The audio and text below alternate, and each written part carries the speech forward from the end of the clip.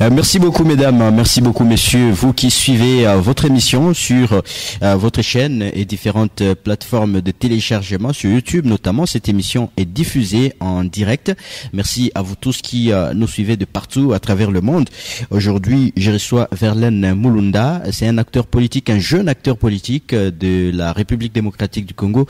Avec lui, nous allons analyser la situation socio-politique de la République démocratique du Congo en passant par le passage du président de la République Félix-Antoine Tshisekedi Tshilombo à l'est et plutôt au centre du pays, notamment au Kasaï oriental où il était il y a quelques jours. Verlaine Mulunda, bienvenue sur ce plateau. Merci, cher Gilles. Vous vous portez très bien. Oh oui. Alors, vous devez vous sentir à l'aise sur ce plateau parce que c'est votre émission.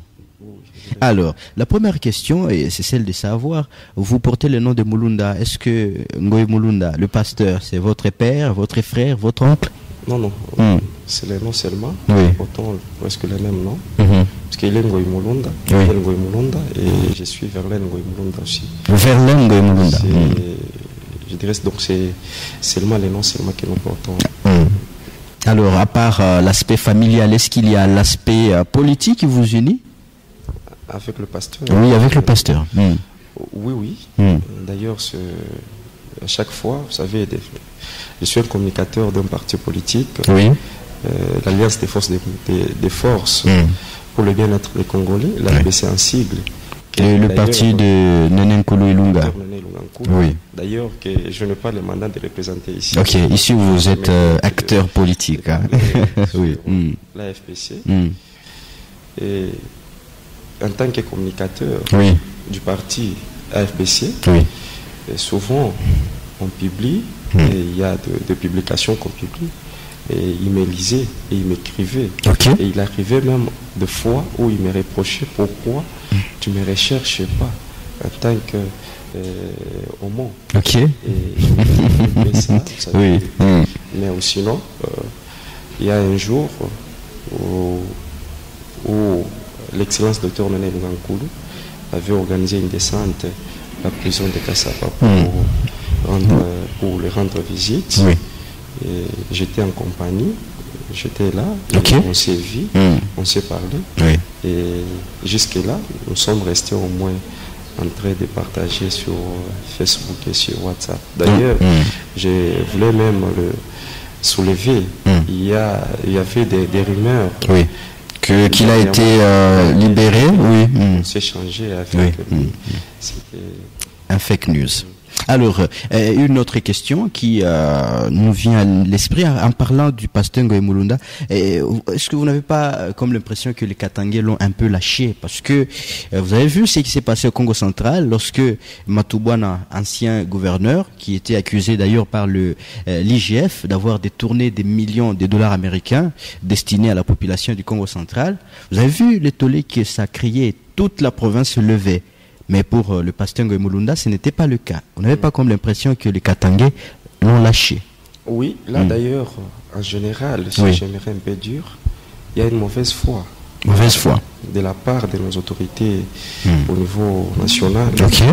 Parce que nous avions vu ici des personnes qui ont détourné les deniers publics de notre pays ici. Mais lui, juste... Qui ont même bénéficié de la liberté. De la liberté, oui. Mais lui, juste par son prêche, il est en train de découpir. Mais de l'autre côté aussi, je ne sais pas si ce qui se passe ici, dans le Katanga, avec l'affaire Daniel Ngoy Mulunda, peut se passer aussi dans les Grands Kasaï. L'un des mots, l'idée de tribalisme, peut se passer aussi dans les Grands Kasaï, et les Kasaïens tolèrent ça. Là, je vois qu'il y a aussi une lâche, mais je ne sais pas ce qui se prépare, entre les notables. Mais sinon, je m'indigne de cette lâche. Parce que de cette lâche, le monde n'est pas n'importe qui. C'est quand même un ancien président de la commission électorale nationale indépendante. Effectivement. Et un grand notable pour cette province ici. Mais pourquoi cette, je dirais, cette négligence? Donc il a été humilié. Effectivement. Et délaissé par ses propres frères. Effectivement. Donc, je ne sais pas. Il y a de cela donc 2 ou 3 semaines. Oui. Avec l'affaire du Copro central. Oui. C'était tous les Congo qui avaient crié. Mais pourquoi pas ici chez nous on a vu d'ailleurs avec les Congo déjà le président de l'Assemblée provinciale qui se levait pour lancer un message à toutes les autorités pour demander que Matubwana soit libéré sans condition. Effectivement, mais c'est ce qu'on cherchait aussi ici avec Daniel Ngoïmolum. Un jour, mais sinon, un jour j'avais passé, je n'ai pas l'habitude de passer dans leurs choses là, c'est Sakoyabaluba. Un jour, j'avais profité d'y passer et poser cette question. Voilà. Pourquoi cette négligence? Alors que le pasteur Daniel Ngoïmolunda est un père de famille. Et pendant qu'il est entré des coupures en prison, et sa famille en pâtisse aussi. Je ne sais pas, j'avais posé cette question, mais on me dirait que non. Selon lui, et son vœu et son désir, il fallait qu'il puisse au moins seulement épouser tous les 3 ans. Oui. Mais j'ai dit non. C'est selon lui. Mais par rapport aussi à sa communauté katangaise, la position. On me dit non, ils sont en train de travailler, je ne sais pas. Voilà, alors attendons le travail, peut-être ça va aboutir à quelque chose. Voilà, alors nous allons passer à notre premier thème, c'est la visite du chef de l'État Félix Tshisekedi dans l'espace Grand Kasaï. Et comment vous avez analysé dans le discours du président Tshisekedi à Mbujimayi?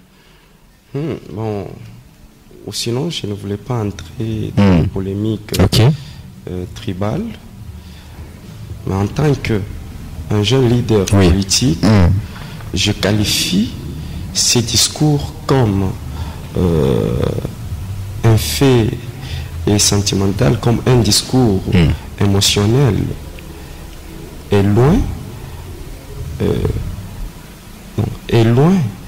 de répondre aux attentes de la population. Comment c'est un discours émotionnel? Nous sommes habitués à ces discours.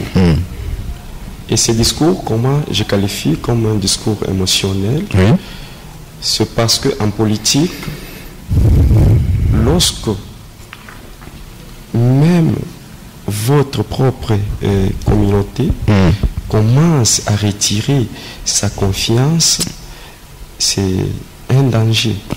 Donc la communauté du Kasaï a retiré sa confiance au président Tshisekedi. La plupart des gens qui circuler un peu et faire un peu des investigations. La plupart de ceux qui crient ce sont ses frères.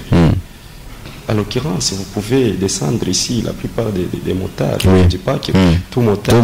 Non. La plupart. Il y a aussi les Katangais qui sont motards. Si vous constatez même, d'ailleurs, la plupart des motards sont les membres de l'IDPS. Et comme pour aller encore, je dirais, corrompre ses frères, il fallait qu'ils puissent maintenant descendre avec ces discours. Et d'ailleurs, ces discours que j'avais suivi dès le début. Il était en train de faire des germiades à caractère d'accuser l'FCC. L'ancien régime, parce que lui, pendant les 3 ans, c'est l'ancien régime qui a bloqué. Bon. Ça, c'est selon lui. Parce que vous savez, ça aussi, je n'aimerais pas aimer. On ne parle pas de Bandoki, mais nous parlons de son discours dans l'espace Kasaï. Alors lui, il a accusé le FCC, il a dit que pendant les 3 ans, il pensait vraiment que ses frères, parce qu'il les a appelés aussi ses frères, ces acteurs politiques du FCC pouvaient lui faciliter la tâche. Mais malheureusement, c'était des crocs en jambes. Bon, c'est un discours d'esquisse. Et un discours d'esquisse, il faut chercher par tous les moyens pour récupérer la situation. Okay. Et en récupérant la situation, il faut acquiser les autres de mauvais. Oui. Et parce que il y a le français. Oui. Le français, il y a un mot français, un adage français qui dit qui s'esquisse, s'accuse. Donc voilà moi ma réponse. Voilà, alors dernièrement il était à Cabinda, quitté Mujima jusqu'à Cabinda, il a fait 10 heures de route. Est-ce que c'est toujours la faute de président Tshisekedi? Est-ce qu'il n'y a pas aussi une responsabilité de l'ancien régime là-dedans? 10 heures de route. Bon, j'ose croire, je vais vous donner l'exemple. Ok. Ici, l'un des mois, je ne voulais pas faire la publicité du président de Mazembe. Oui, Moïse Katumbi. Lorsqu'il fut gouverneur, oui. Nous avions vu, parce que quand vous prenez, je ne fais pas sa publicité, oui. Mais au sens ça c'était, c'est pour... Donc c'est un ancien gestionnaire. Oui, un ancien gestionnaire. C'est pour montrer qu'il y avait la volonté au niveau central. Parce que le même,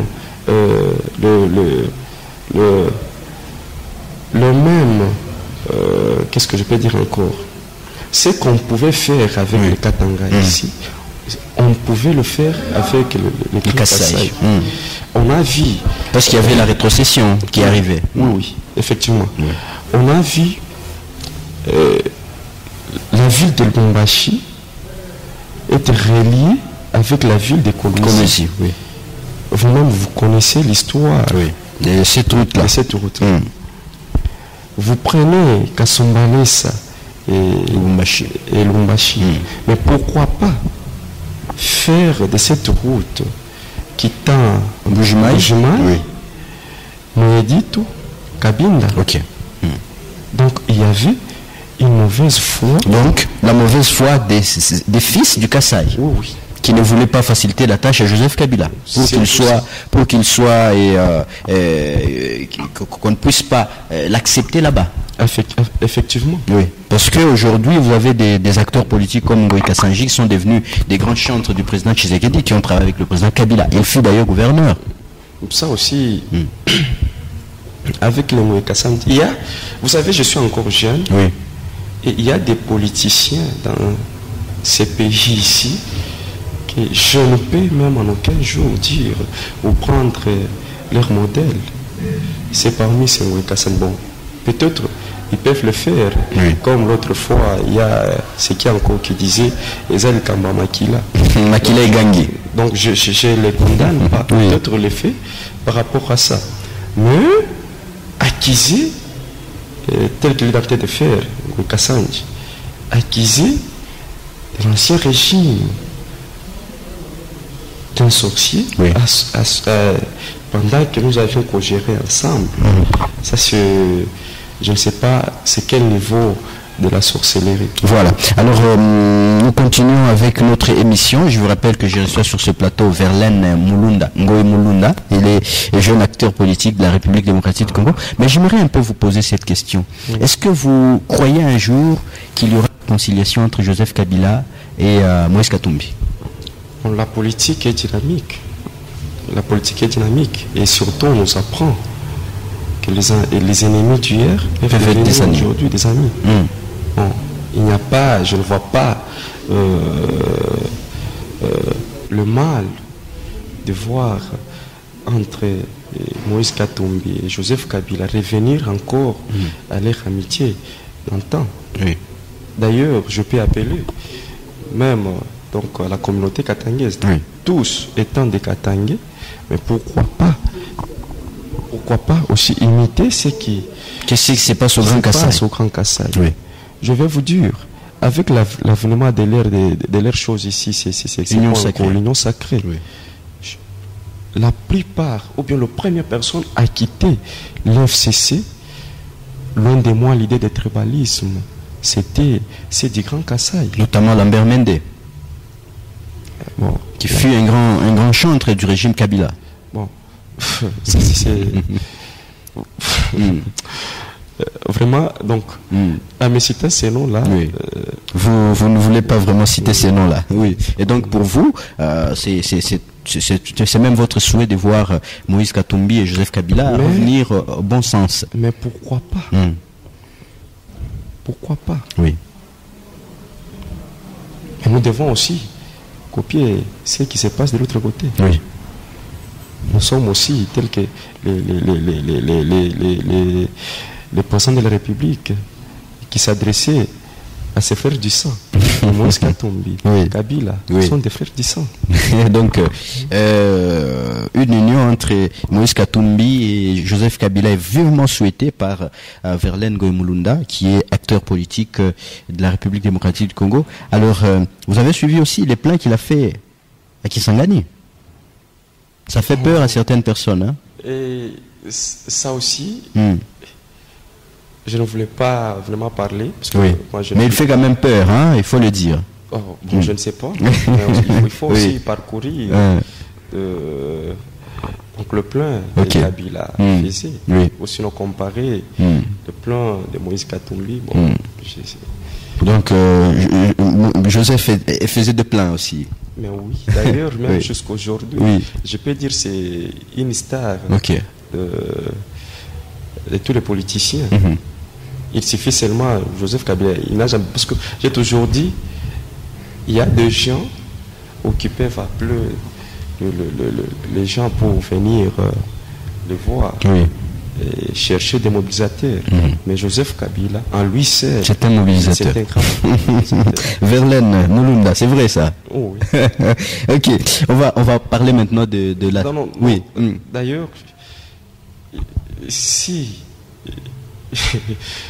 je ne me trompe pas même, il y a même le jeune de l'IDPS souvent, parce qu'il a l'habitude de passer du côté Kasumbalé. Et vous voyez, Kasumbalé, c'est une bastion de l'IDPS. Mais quand Joseph Kabila passe là-bas, c'est tout le monde qui vient vers lui. Donc il est convoité, donc admiré même par les gens de l'UDPS. Donc même les gens de l'UDPS admirent Joseph Kabila. Mais oui. Il peut revenir au pouvoir. Kabila. Oui. Mais si la Constitution lui permet, moi c'est l'évé. Ok. Il doit toujours revenir. D'accord. D'ailleurs, c'est l'évé qui est même dans le fief de la population. Si la Constitution lui permet de rentrer, mais pourquoi pas? D'accord. Alors, nous allons parler maintenant de la situation socio-économique du pays. Comment vous jugez, 3 ans après, depuis que le président Tshisekedi a pris le pouvoir, comment vous jugez la situation socio-économique aujourd'hui? Vraiment, là, d'abord, premièrement, moi, sincèrement, j'aimerais donc appeler à la population congolaise et le dire en ces mots que vraiment il est impérieux de demander pardon à Joseph Kabila. Demander pardon? Oh, oui. Pourquoi? Nous lui avions accusé à tort. Il y a des gens qui croyaient avec ce qui s'est passé en 1990, en 1991, j'ose croire. 1993. Lorsque le fait Étienne Tshisekedi en 91 fut nommé Premier ministre, il y avait une baisse du taux des dollars.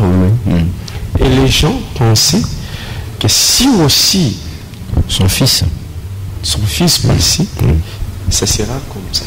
Alors qu'il n'a pas été préparé pour la gestion. Aujourd'hui, la situation socio-économique est ramenée vers le bas. Et les cris de la population restent indébiles. Et je ne pense pas qu'il y a cette communauté-là qui pourra négocier avec la médiocrité de ces régimes ici. Donc la situation est catastrophique. Alors, qu'est-ce qu'il y a à la base de ça? Bon, vous savez, la gestion ici, on se prépare. Ces gens n'ont pas été préparés pour diriger. Et je me demande même, à chaque fois, ils ont cette habitude de nous chanter 38 ans, si c'est 38 à 30 combien, je ne sais pas moi, d'élite de l'opposition. Mais pendant qu'il s'opposait, sans pourtant se préparer. Et aujourd'hui, la conséquence de voir, souvent, j'ai souvent l'habitude d'employer ou dire, aujourd'hui nous assistons à un concert des malhabiles, les gens qui ne savent pas faire d'eux-mêmes. Ah bon? Mais oui, vous pouvez d'ailleurs les comparer entre les choses ici, l'Union Sacrée, et la coalition FCC. La coalition FCC cache, c'était mieux que l'Union Sacrée. C'était mieux que l'Union Sacrée. Donc l'Union Sacrée est venue tuer le pays. Mais oui, encore ramener le pays à genoux. Alors, qu'est-ce qu'il faut faire aujourd'hui? Est-ce qu'il faut ne pas reconduire ce régime parce que le président Tshisekedi demande déjà un deuxième mandat? Oh. Là, j'aimerais m'adresser à la population. Allez-y. Accorder un deuxième mandat à M. Tshisekedi, c'est être complice de notre propre misère. Là, je le dis, même à ses frères du sang,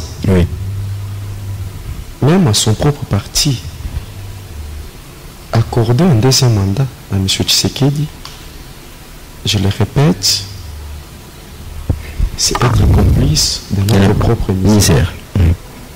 Donc, il ne faut pas lui accorder un deuxième mandat, c'est ça? Nous lui avons donné cette chance d'être appelé aussi un jour sénateur à vie. Ok. Mais les 5 ans lui suffit. Voilà. Alors, petit à petit, nous allons vers la fin de notre émission. Nous allons parler maintenant du processus électoral en République démocratique du Congo.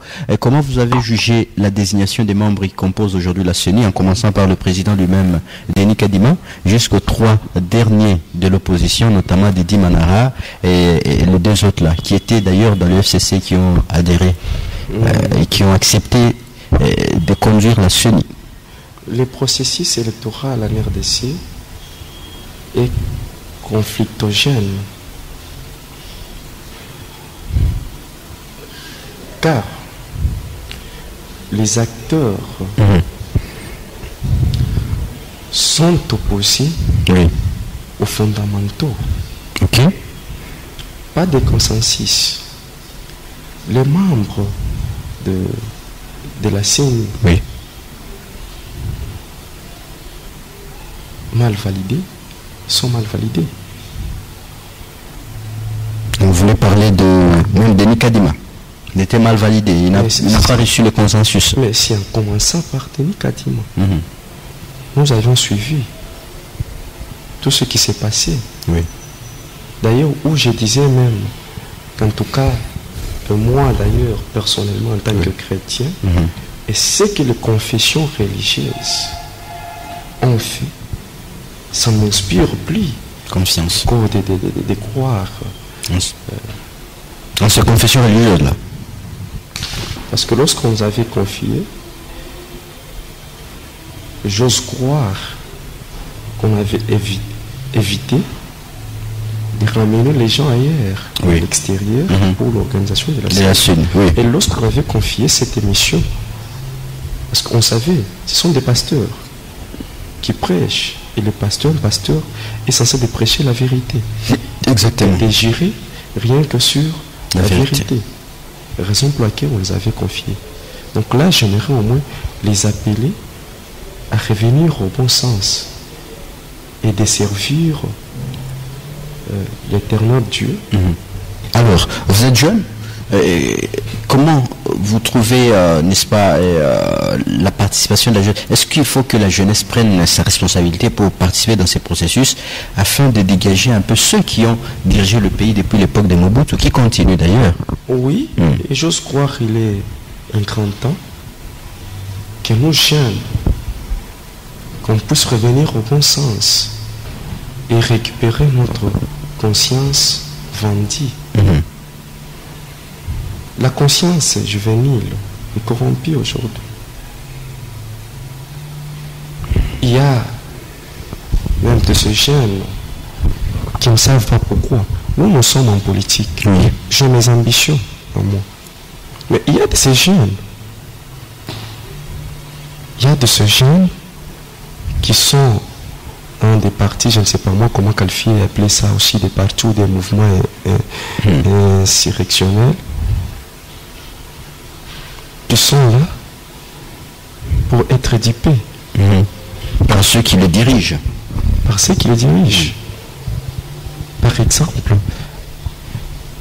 à Marie, avec les partis au pouvoir ici, la plupart ceux qui ont été nommés, la plupart ceux qui dirigent, c'est des diasporas. Exactement. D'ailleurs, ça a créé le mécontentement avec la base, comme elle s'appelle.